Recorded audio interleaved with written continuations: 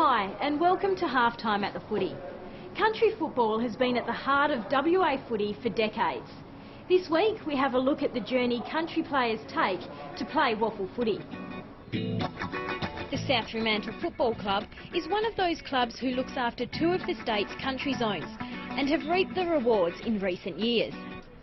South Fremantle are pretty lucky with their country zones. We've got two country zones up in the Gascoyne and also Upper Great Southern. They've had the Gascoyne I think for about 7 or 8 years now, and they've had the Upper Great Southern area for a long time as well. So we're pretty lucky in that kind of sense, where some other WAFL clubs have only got that one. So it's been pretty good for the club. Daniel Vidovic is the Player Development Officer at South Fremantle. He's been in the job for a year and a half, and he's seen a number of players in the WAFL system who have come from their country zones. I've been questioned about how much I favour the country people, because I reckon there's a lot of talent out there that's untapped, and I think the last year was the most we've had in our 16th, or this year, sorry, was the most we've had in our 16s program. I think we've 8, and this year we've got in our 14s, 15s program, there's going to be 11 players that's going to represent their country zones playing for South Fremantle this year. We've got a few playing Colts as well, and yeah, our country areas are really good. This year, Hayden Schloith joined the Bulldogs Colt side, coming up from Katanning, where he'd been part of the South Fremantle Warriors program. I did the 15s and 16s with South, so yeah, I always knew I had to play well to obviously get looked at and come up here to play Colts. Moving from the country to the city can be a daunting experience for players. Fortunately, the club has support programs in place to make the transition as smooth as possible. We've got our development program at the South Fremantle Warriors program. That's for the 14s, 15s and 16s. And obviously if you're in the age bracket and you're performing well and you're doing the right things in your country zone, we support them as much as we can by bringing them down and playing them in the program and giving more exposure that way. Like every country player who wants to make playing footy a career, Hayden set out his plan for 2011, and so far he's been on track. This year, Hayden will attend the AFL state screening with the hope of being drafted to an AFL club. Yeah, definitely. I always had goals set to obviously get picked in the state 18s, and then hopefully play senior football up here and at South Fremantle, and then yeah, obviously hopefully get drafted at the end of the year. Got a hand pass away, but it's pinched by Guglielmana. He breaks a tackle, gets himself clear. He's 49 metres out, lines them up. That's brilliant play. Adam Guglielmana is another player who made the journey to Perth. Coming as far away as Carnarvon, Adam left home at the age of 16 to pursue a career in football, but didn't imagine he'd be putting on the red and white jumper. I started off playing my football in Carnarvon till I was about 16. Then I went to boarding school for 2 years in Gelton, and I think through most of my childhood, Carnarvon was East Fremantle zone.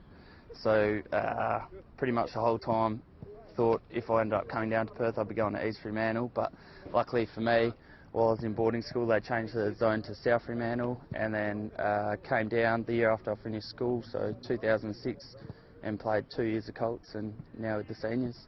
Now he's going to run straight in over his mark. He plays on. That's clever football by Guglielmana. Adam says in the early 2000s, the pathway for players in the Gascoyne region wasn't as direct for the players as it is now. But the players still had the desire to play city footy. Yeah, I think pretty much everyone growing up in Carnarvon sort of aspires to come down here, and you know a pathway exists, but through the changing of the zones and everything when I was sort of younger, there wasn't a clear pathway, but obviously now with South Fremantle going up there, it's improved a lot, and I know they have squads coming down here to play all the time. The move to the city can be difficult for players, but providing support for these kids once they arrive is key to the success of the player and the club. John Dimmer, who's coached the Bulldogs to 2 premierships. Oh, absolutely, very important, because we've got zones as far north as Exmouth and Carnarvon, and then we've got the other guys down Katanning, Wagen Way.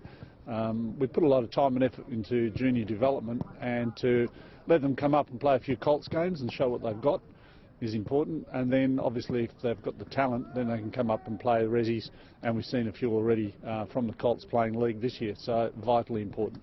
2006 I came down and played Colts, and then yeah, 2008 I think I played my first league game. Yeah, it's pretty tough.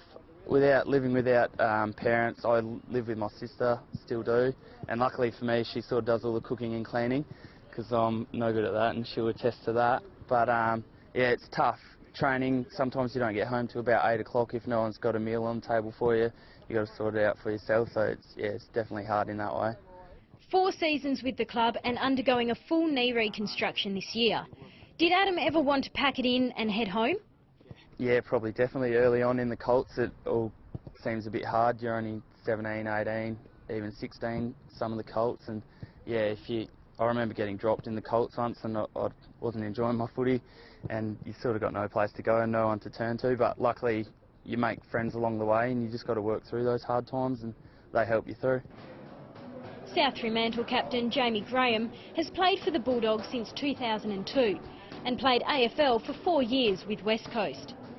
It was a big challenge to start with. I did drive home a lot of weekends at the Kalgoorlie, which is a good 6-hour drive, but yeah, once you move to a footy club, and that's the best part about it, is you've got 50 instant friends. So what are the advantages a country player has? I would think the fact that a lot of them, if they've got the talent, have actually played against bigger bodies from a very young age, like Hayden Schleut at the moment. He's played league football down in Katanning since I think he was about 15. So he's used to that physical presence, and it hasn't hindered him at all playing reserves and league football over the last couple of weeks. So I think that's the biggest advantage. The players agree. The most difficult part of playing footy in the city is not the game itself, but the preparation for playing on the weekend. The first thing I noticed was the training intensity, and came down for a pre-season and probably wasn't prepared for it. You really have to eat properly, work really hard, and even before the pre-season starts you have to have a certain level of fitness just to get through it. And then just in the games, just the speed, everyone's strong, good running, good ability, so yeah, you really have to work hard at your weaknesses and also your strengths. Will this set up nicely for Jamie Graham? The biggest challenge is obviously that extra training and workload that you have got when you do move to the city. The intensity is a lot higher, and everyone as a whole is fitter. And I think in the country, obviously, you have your handful of really good players, but then it does drop away. Whereas at WAFL level, everyone can play, and yeah, they are a lot fitter. I think that's the biggest thing, is the fitness and the amount of training you do preparing for games. You train like 3 times a week up here, but back home in the country it's like only a couple of times a week, and it's a bit easier. So what advice do these country boys have for players like them who want to make it in the city? Oh, obviously the biggest thing I reckon is you get down as early as you can. I think I sort of moved a little bit later, but not only that, make sure you're prepared when you do come. So do some extra work, and just so you know, so the step isn't as great. To get down here you have to have some sort of ability, but you just got to realise that up in the country you're often a big fish in a small pond sort of thing, and down here everyone's got a lot of ability. You just got to work hard and make the most of it.